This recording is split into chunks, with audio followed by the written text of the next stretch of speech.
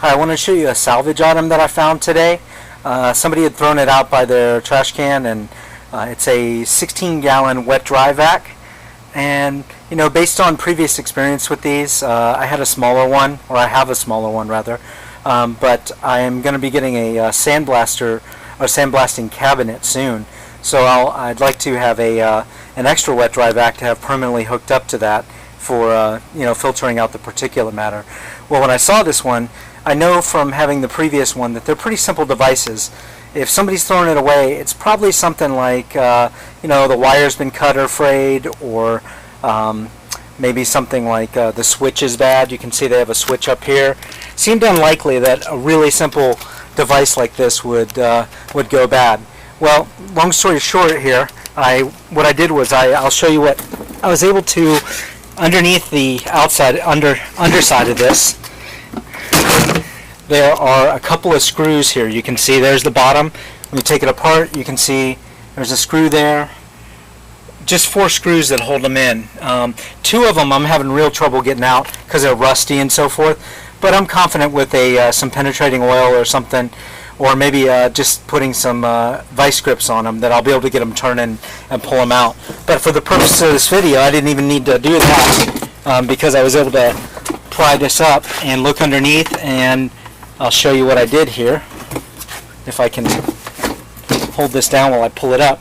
I looked inside here, and I hope you can see that.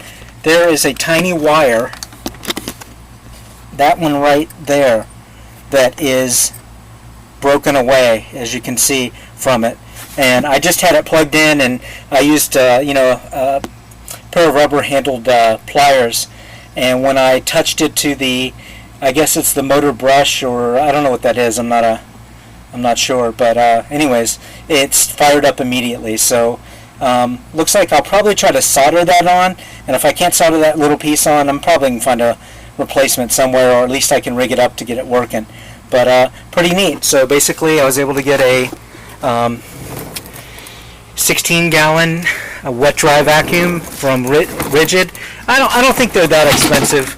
I think you get these on maybe on the Christmas specials at Home Depot or what have you. I think you probably get one of these for like $50, something like that. But $0 is better than $50. So anyways, it came with the hoses and everything and a couple of attachments. So pretty all in all, not a bad deal for free. So just be aware that lots of good finds out there that won't cost you anything. So if you have any questions or comments on it, feel free to leave them on there. But thanks for watching. I was able to get a better view of it. I was able to get the top off, as you can see. I just had to vice grip the bolts to get them out, and you can see here, I think you can see how it is broken off. In fact, I'm going to go ahead and try to just in a second here, I'm going to try to solder that back together, and we'll see what happens. Okay, well, I want to do a quick follow-up video and show you. I wasn't able to solder it back on, but there's a clip on it that I was able to just, basically it's spring-loaded, and I was able to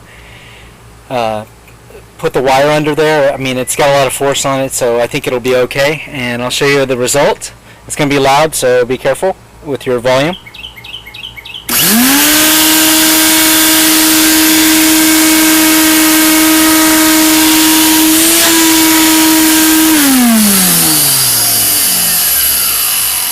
So essentially this is a fixed project, so pretty cool for a free 16-gallon vacuum. So you can see it's really faded here compared to the original color that's underneath there. So while I have it apart, I might throw a coat of that kind of flexible rubber paint on it, just on the top part, the kind that you get from for like plastic lawn furniture, that kind of thing. So anyways, it's pretty cool. So any questions or comments, leave them on the video. Thanks.